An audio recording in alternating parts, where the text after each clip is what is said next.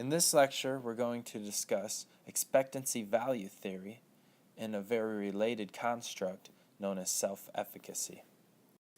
Expectancy value theory suggests that individuals' choice, persistence, and performance, aka motivation, can be explained by their belief about how well they will do on an activity, which is expectancy, and their value, the extent to which they value the activity, which gives you expectancy value. Both expectancy and value are needed if individuals are to be truly motivated.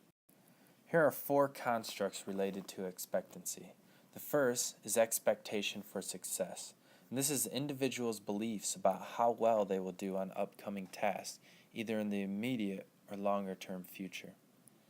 The second is ability beliefs, which are individuals' perceptions of their current competence on a given activity. Next are efficacy expectations, which include individuals' beliefs that they can accomplish a task.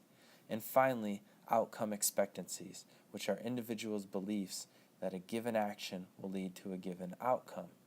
Each of these are a part of expectancy in the expectancy value theory. The second aspect of expectancy value theory is task value. Specifically, EVT, which is expectancy value theory, posits that there are 4 types of value, which include attainment value, the importance of doing well on a given task, intrinsic value, how much you enjoy engaging in a specific task, utility value, how a task fits into an individual's future plans, and the cost, how the decision to engage in one activity limits access to other activities, and assessments of how much effort will be taken in to accomplish the activity. Now, if attainment, intrinsic, and utility value are high, motivation is likely to increase, especially when combined with high expectations for success.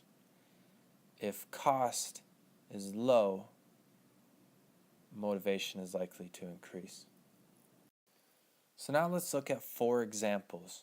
I want you to read through these and try to decide which of the 4 task values are represented in these statements. Pause the video, write down your answers, and when you're ready, press play and I'll state the answers and you can see if you got them correct.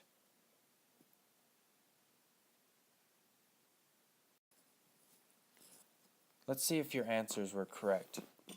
For the first one, George studied history because it was interesting to him. If you guessed intrinsic value, you're correct. Interest and enjoyment are all related to this idea of intrinsic value. The second one, Dan practiced piano for long hours because he believed it would help him get into music school in the future. This is utility value. Remember, if it's value about your future, then it's utility. The third one, it was important for Sue to win the race because she thought she was a good athlete. Well, this is attainment value. Remember, attainment value is related to importance. And finally, Jane gave up joining history club because it will take away too much time for her to study math. You guessed it, this is cost, because Jane is thinking about what joining history club will cost her related to studying for her math course. Now we'll discuss self-efficacy.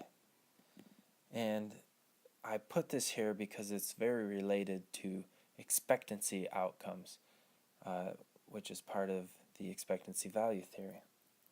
In social cognitive theory, Bandura identified 2 types of expectations that influence motivation: self-efficacy expectations and outcome expectation. What is a self-efficacy expectation? It is the conviction or belief that one can successfully execute the behavior required to produce the outcome.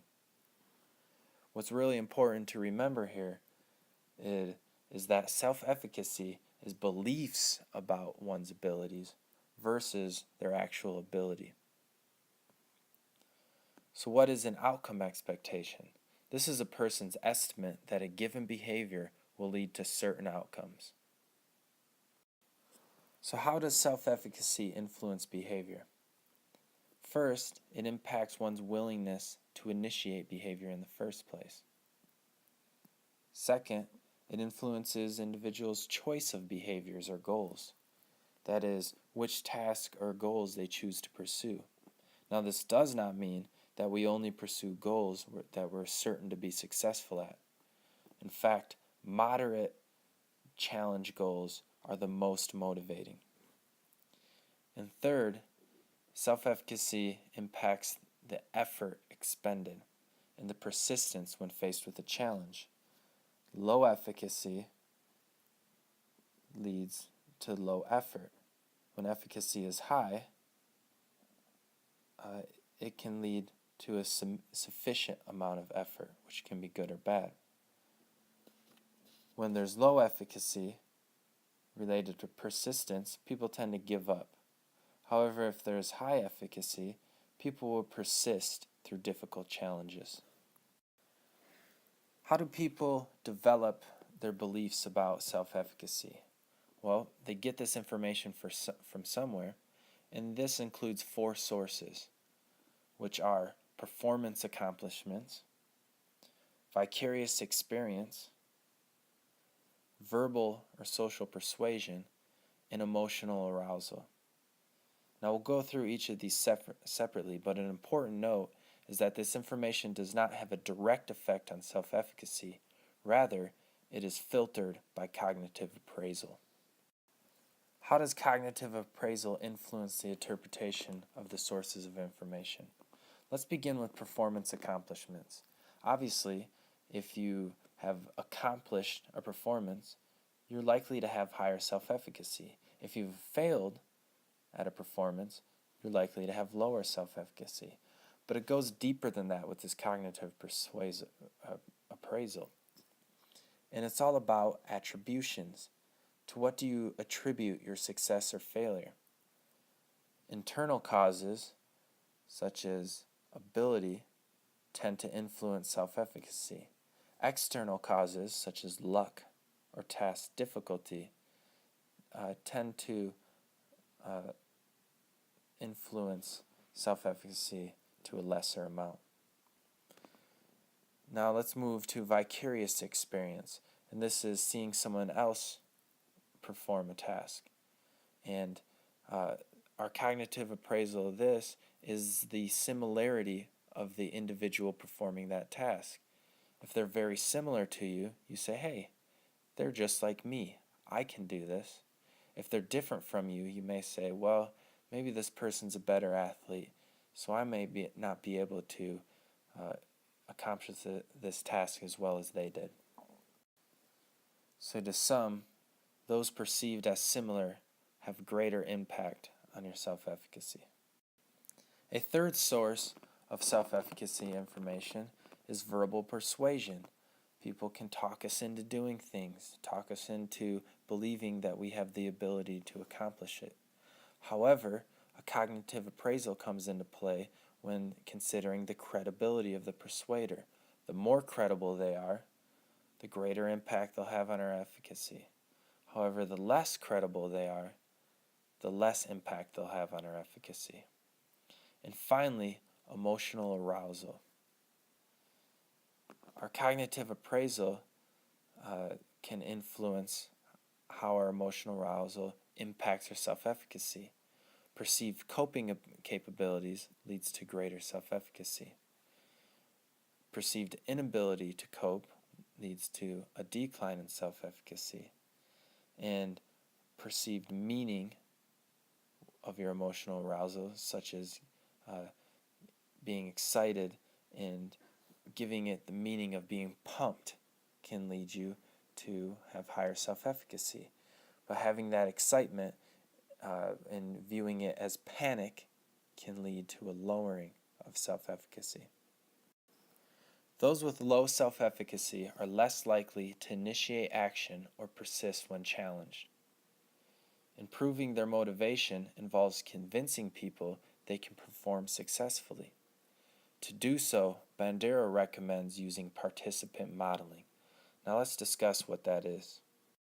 Participant modeling makes use of the four sources of self-efficacy information.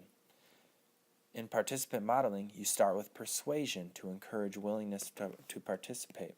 However, keep in mind, the persuader must be credible, and the suggested improvement must be possible. Next, structure the environment to encourage success, and you can do this using induction aids. You can model coping strategies, or for instance, you can use similar others who have coped with similar situations.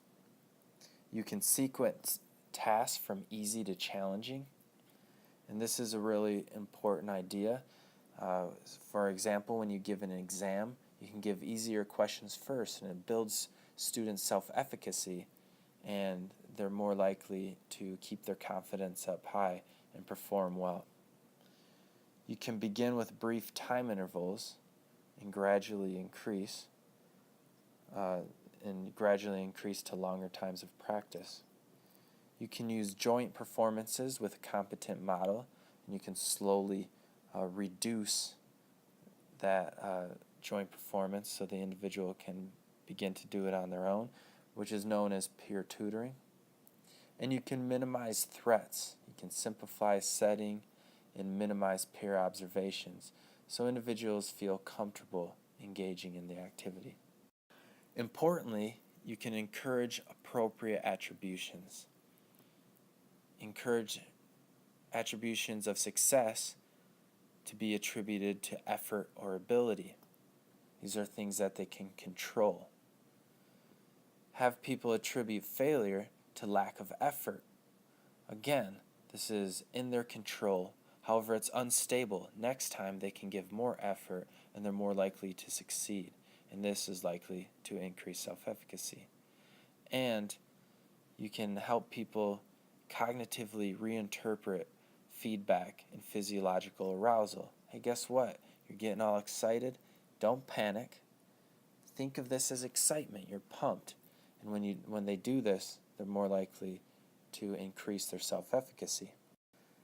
As in the final step of participant modeling, as the participant improves, gradually remove these prompts and external supports, and they'll be able to engage in the activity on their own with high self-efficacy. And also use more realistic, authentic situations, so when they get into the actual task, it's similar to the task they were practicing with participant modeling, and their self-efficacy is likely to be higher. So what are the teaching implications of expectancy value theory and self-efficacy? Well, first, help students recognize task value, whether it's attainment value, intrinsic value, or utility value. Helping them recognize this value will increase learning and motivation. Next, increase outcome expectations. Help them recognize that they can be successful, and combined with task value, this will increase motivation.